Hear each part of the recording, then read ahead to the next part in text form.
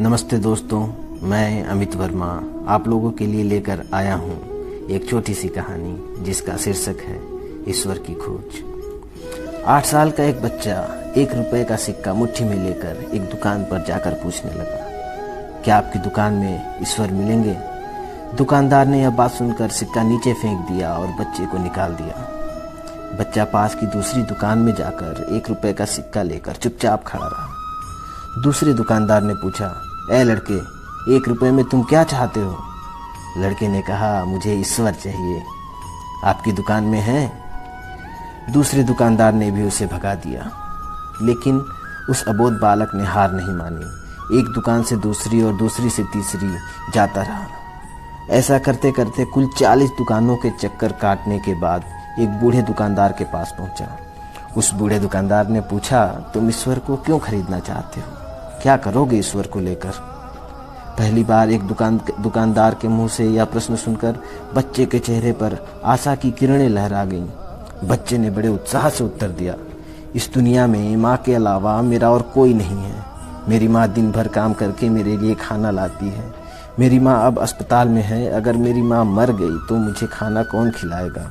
Doctor ने कहा है कि अब सिर्फ ईश्वर ही तुम्हारी माँ को बचा सकते हैं। क्या आपकी दुकान में ईश्वर मिलेंगे? दुकानदार ने कहा, हाँ मिलेंगे। कितने पैसे हैं तुम्हारे पास? बच्चे ने कहा, सिर्फ 1 रुपए।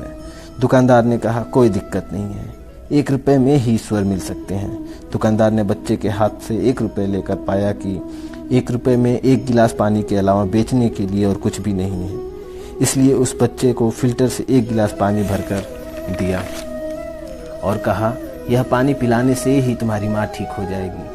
अगले दिन कुछ मेडिकल स्पेशलिस्ट उस अस्पताल में गए। बच्चे की माँ का ऑपरेशन हुआ और वह बहुत जल्द ही स्वस्थ हो उठी। डिस्चार्ज के कागज पर अस्पताल का बिल देखकर उस महिला के होश उड़ गए। डॉक्टर ने उसे आश्वासन देकर कहा, टेंशन की कोई बात नहीं है। एक वृद्ध सज्जन ने आपके सारे बिल चुका दिए हैं और साथ में एक चिट्ठी भी दी है। महिला चिट्ठी खोलकर पढ़ने लगी। उसमें लिखा था, मुझे धन्यवाद देने की कोई आवश्यकता नहीं है। आपको तो स्वयं ईश्वर ने ही बचाया है। मैं तो सिर्फ एक जरिया हूँ। यदि आप धन्यवाद देना चाहती हैं तो अपने अबोध बच्चे को दीजिए, जो सिर्फ 1 रुपए लेकर नासमझों की तरह ईश्वर को ढूंढने निकल पड़ा। उसके मन में यह दृढ़ विश्वास था कि एकमात्र ईश्वर ही आपको बचा सकते हैं। विश्वास इसी को कहते हैं। ईश्वर को ढूंढने के लिए करोड़ों रुपए दान करने की जरूरत नहीं होती। यदि मन में अटूट विश्वास हो तो वो 1 रुपए में भी मिल सकते हैं। आइए इस कोरोना महामारी से बचने के लिए हम सभी मन से ईश्वर को ढूंढें, उनसे प्रार्थना करें, उनसे माफ़ी मांगें। इस वीडियो पर आपके विचार हमें कमेंट करके ज़रूर बताएं।